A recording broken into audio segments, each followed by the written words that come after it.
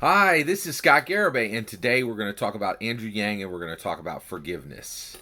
All right, so in debate six, so specifically in the December 19th, Los Angeles, PBS, NewsHour, Politico, debate six night, there was a really amazing question near the end, which was it was posed to all the candidates, and it was, what would you ask for forgiveness? What would you ask for forgiveness from one of the candidates on stage? Right now, the question was actually mixed, and they also threw in there, or what gift would you give? That second part was really quite unnecessary, but there was this question in that question of, what would you ask for forgiveness from one of the candidates on the stage? It was a huge question. It's critically important. The answers that every single candidate gave, including Andrew Yang, was absolute nonsense. And I want to talk about it today. I want to really dig into this. And guess what? I have the answer that every single candidate, including Andrew Yang, should have given. Right? And I think of course, we're going to talk about Andrew Yang's first because it's the most important. And some of these would be apologies to Andrew Yang, but I think it's really important to talk about this.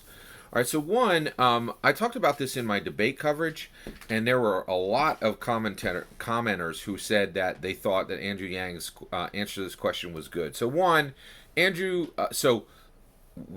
watch the pattern. This was an incredibly terrible pattern that happened on this question.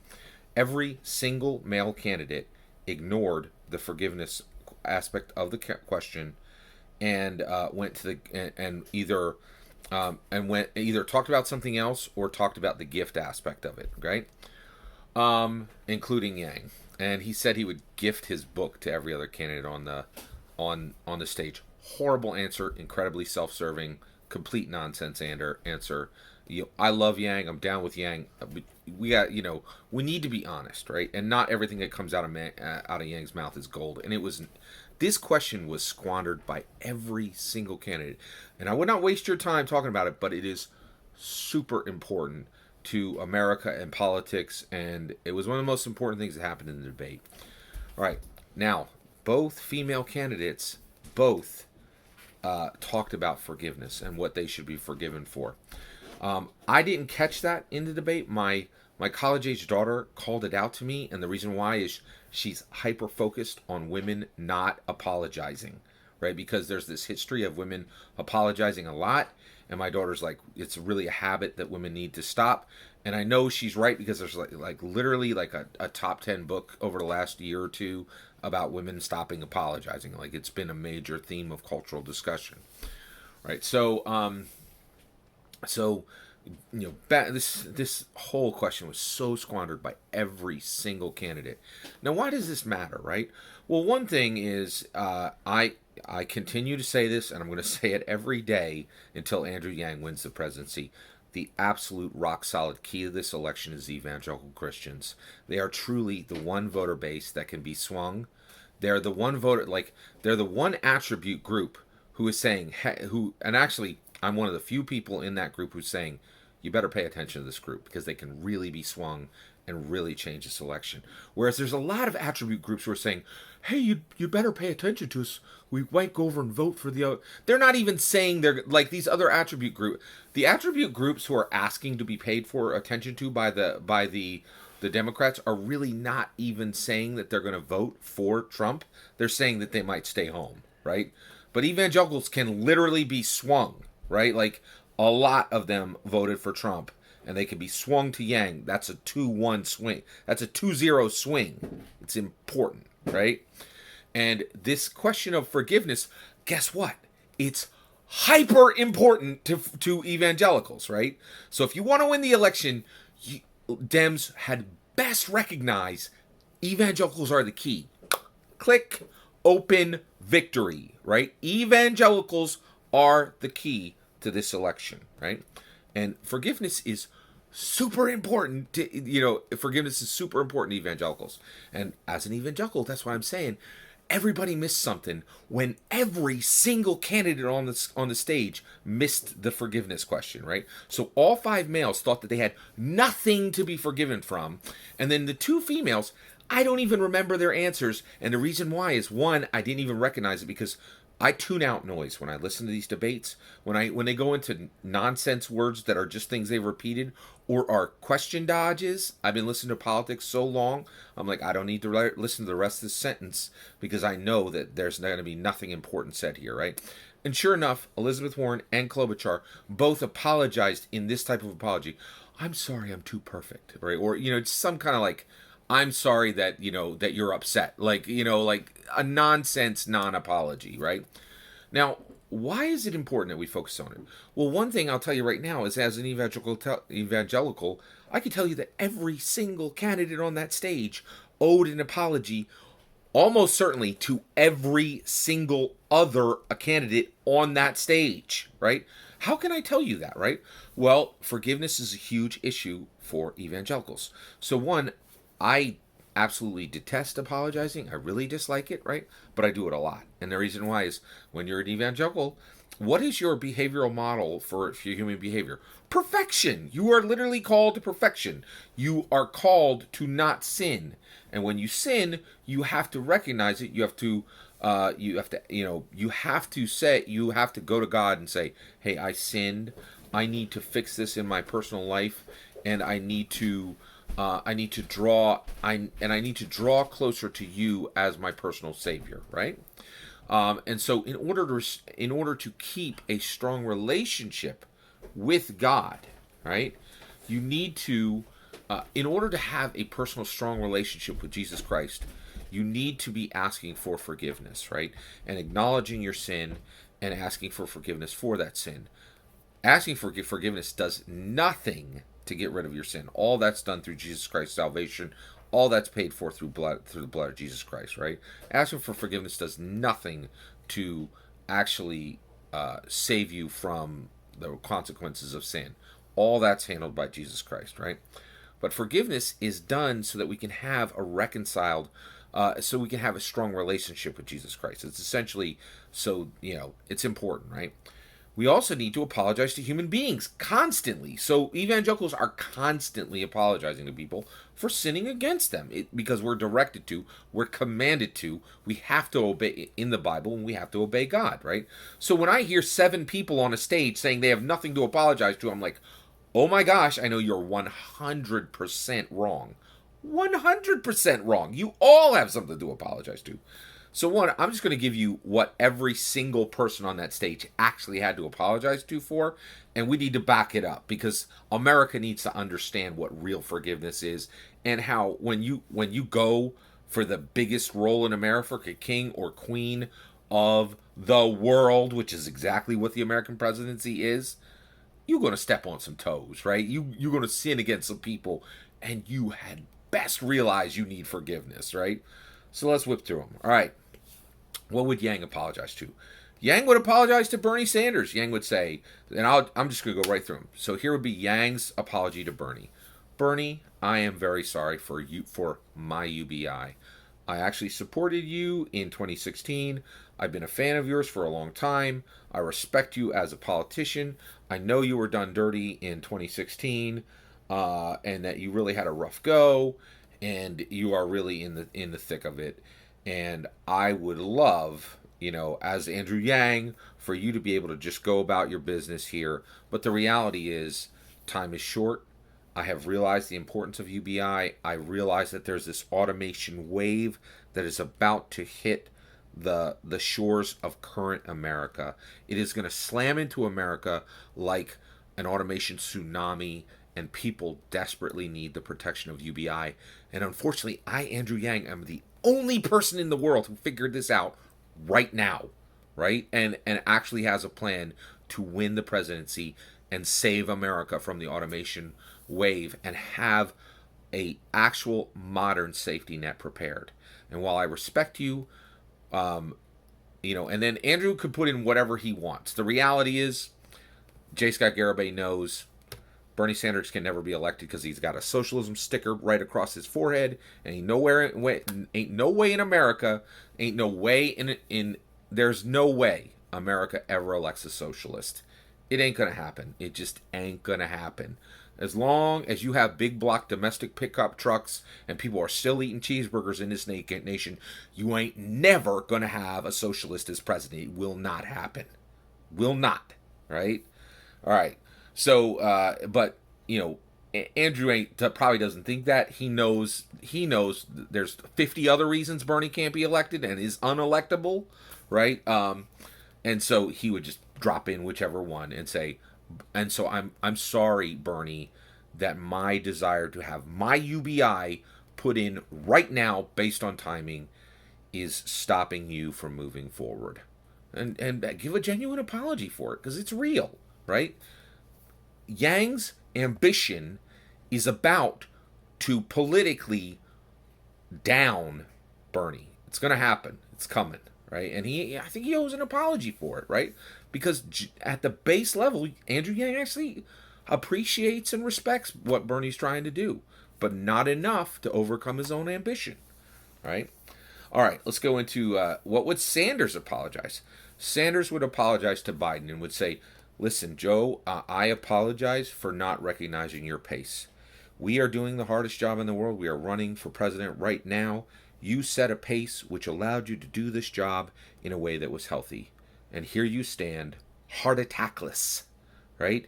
I ignored the pace you set, showing how this race is actually done in a way that is safe for your health. And I, Bernie Sanders, literally said with my own words that I was being stupid and did not listen to my body. You, Joe Biden, actually listened to your body. I should not have ignored your pace. I'm sorry, Joe, that I ignored your pace and the good example that you set. And I'm sorry for the ramifications of that, which are me horribly frightening my followers and now putting the entire country into a position where they need to decide if a very dedicated patriot who really wants to serve them as president should be elected to president literally when the signs that his own body are not ready for that task are telling them they should not, right? And then also for before my heart attack, there was this idea that that public politicians should put forward should put up their health records and their tax records. And now that idea is laughable because Elizabeth Warren and Joe Biden just put up their health records, and everybody can just laugh at that because Bernie Sanders had a public heart attack, and the idea that I'm running for president, and the idea that anyone should ever have to produce a health report again to run for president is now a laughable joke for everyone in the world for all history going forward.